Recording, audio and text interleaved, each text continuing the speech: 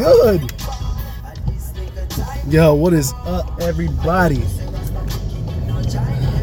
What's going on? Continue on North Foster Road for 1 mile. Hey, it's Saturday. Another good day, another good weekend. Everybody made it through the week. Everybody is chilling out, relaxing today. It's raining over here again today. I don't know what's going on. The weather's been kind of weird. It said it was supposed to be a good weather today. I don't know. I'm going to take my motorcycle out today, but I don't know if that's going to happen. But I need to start it up anyway and drive around the corner. But, man, everybody has been very, very concerned with Bitcoin, concerned with the stock market. Earlier this week, we've had a ton of activity driving the price of Bitcoin down. Once again, another week that Bitcoin is actually kind of stabilizing itself right now, which I'm liking because it's actually come back. You know, it's been fighting back a little bit, which is good. It's a good thing. Last time I checked this morning or something like that, it was like around 8,500 or something. But it's making a slow comeback. Again, remember, Bitcoin has made a big correction. It's had a huge correction, just kind of like the stock market. The stock market also had a big correction. I mean, it had been unchecked for years, you know what I mean? So it had a huge correction, but it's nothing to be worried about. That's what I tell people. I don't think there's anything to really be worried about. It is what it is. These things happen. Corrections happen. You got to remember that it's a market, and that in a market you're going to always have corrections, right?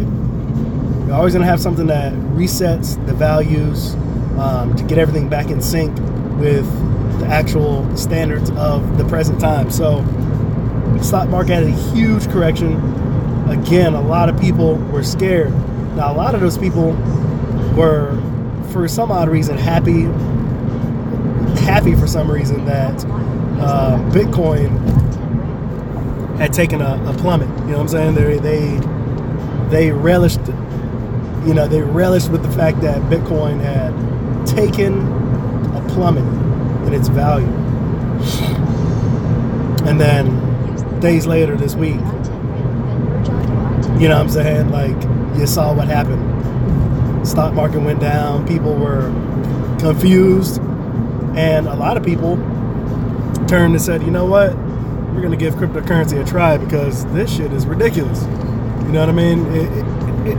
When stuff like this happens, it makes a lot of people think about what they're doing. And a lot of people had to rethink what they were doing when it comes to Bitcoin, when it comes to the stock market. And a lot of people in the stock market that shit on cryptocurrency realize that, hey, you know what? Maybe it's not such a good idea to only have faith in one market, because apparently the cryptocurrency market is not going anywhere, right? It ain't going nowhere. It's not going anywhere. So how do you get involved to try to minimize your loss, or diversify your investments? The best way to do that is to be smart about what you're doing, man. A lot of activity has been down with YouTube, considering the fallout, this big fallout of the lending platform space in general, especially on YouTube. A lot of people, as you saw, a lot of people basically were, you know, the lending platform space blew up. Everybody was talking about lending. Lending became the topic.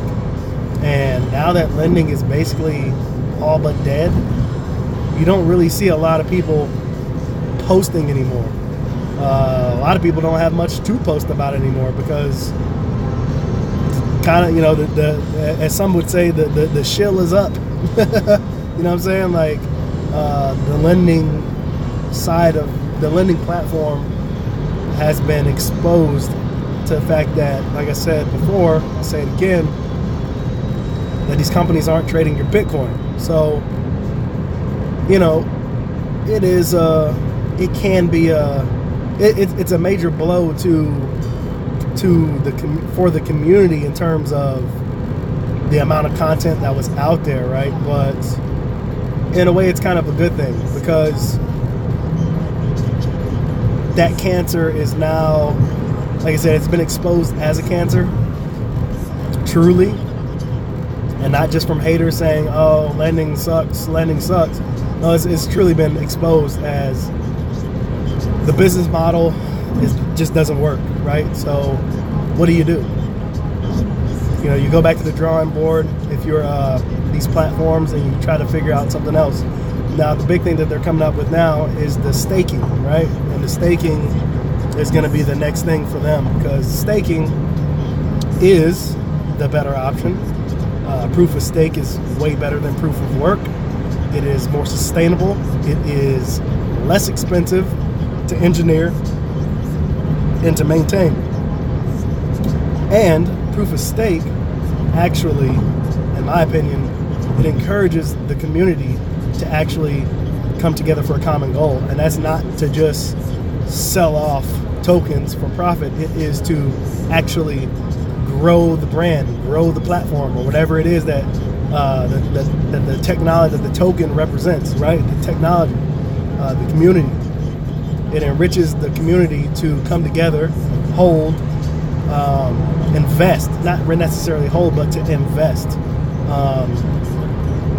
And that regulates and helps keep the coin's profitability and its worth up, and more sustainable, right? Because there's not going to be an incentive really for a ton of people to just sell off a token just to make some profit. You know what I mean?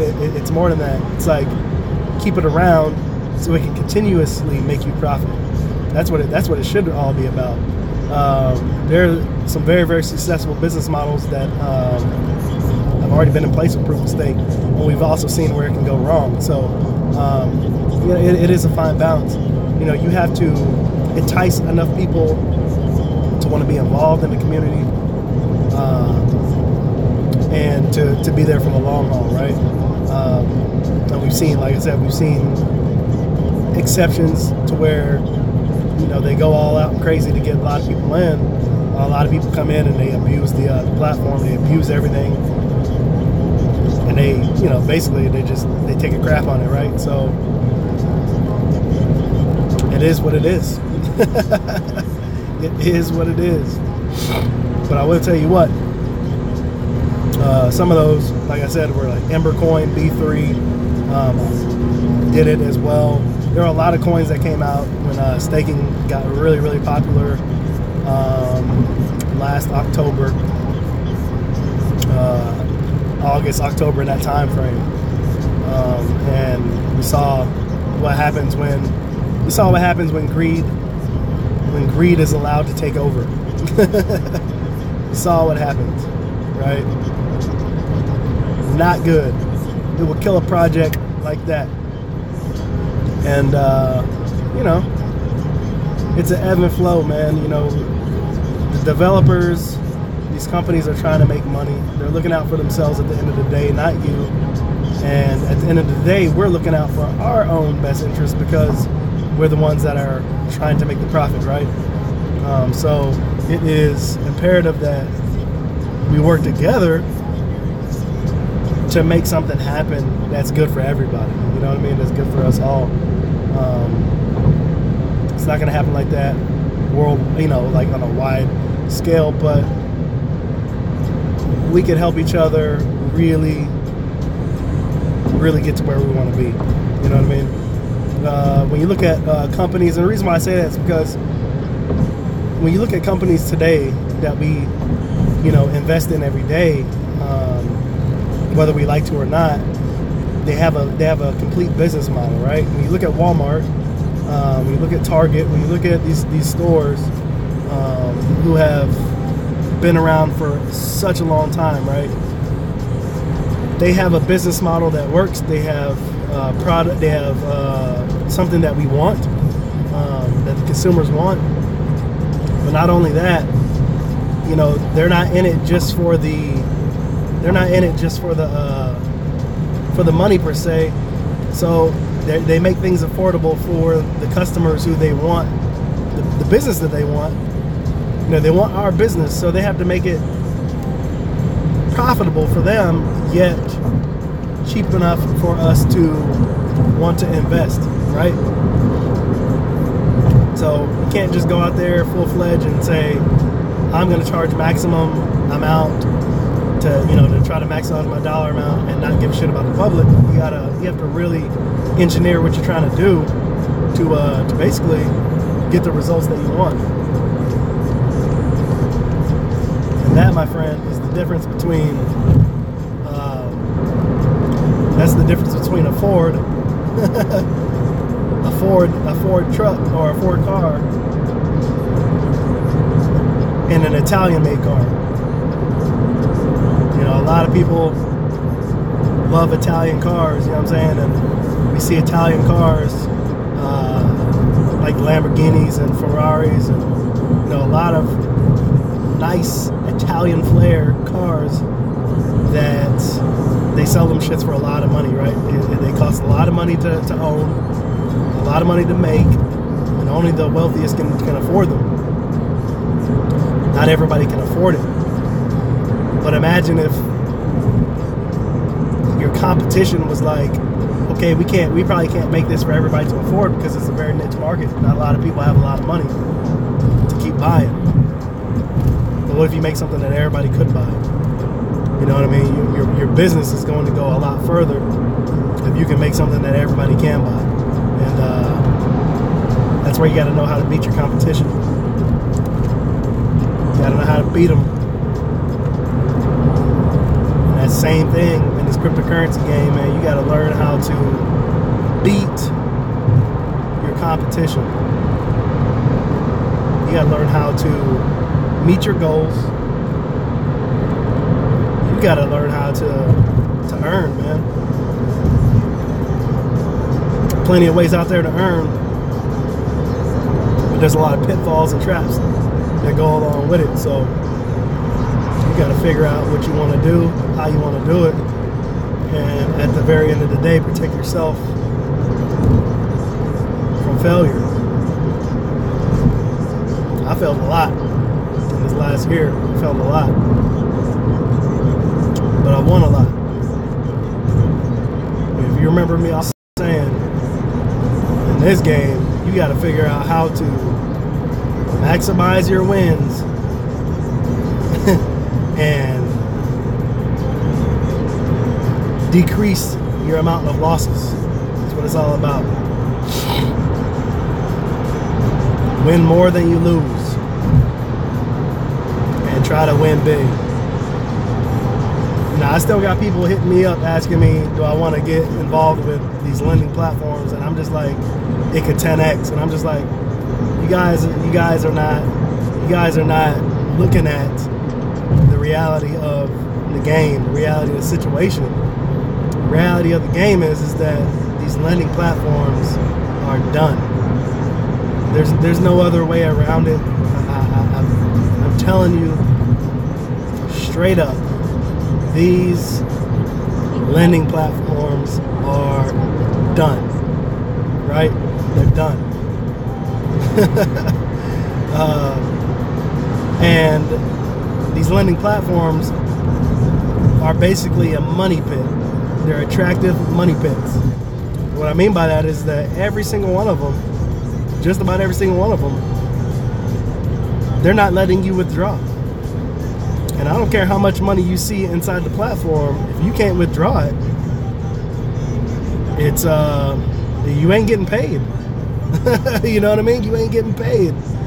And I told one friend of mine, I said, hey, I don't give a shit if that token 10x's.